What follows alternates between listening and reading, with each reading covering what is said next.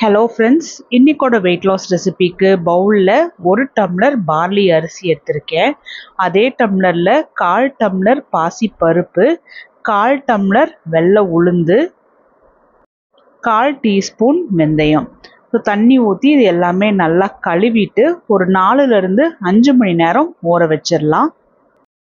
இது எல்லாமே நல்லா ஊறி வந்த உடனே தண்ணியிலேருந்து வடித்து எடுத்துட்டு மிக்ஸி ஜாருக்கு ட்ரான்ஸ்ஃபர் பண்ணிவிட்டு தேவையான அளவுக்கு உப்பும் தண்ணியும் சேர்த்து நல்லா நைஸாக அரைச்சி எடுத்துகிட்டு வந்துடணும்.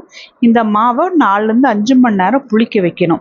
நல்லா புளிக்க வச்சோம் அப்படின்னா தான் நல்லா சாஃப்டாக ஸ்பாஞ்சியான இட்லி கிடைக்கும். ஃப்ளேவருக்காக நான் கொஞ்சமாக கடுகு, ஜீரகம், கருவேப்பிலை, கொத்தமல்லி தாளித்து போட்டிருக்கேன். இது நல்ல ஒரு வாசனையும் டேஸ்ட்டும் கொடுக்கும். அதுக்காக தான். உங்களுக்கு வேண்டாம்னா நீ ஸ்கிப் பண்ணிக்கலாம். ஸோ ரொம்ப டேஸ்டியான இட்லி ரெடி ஆயிடுச்சு.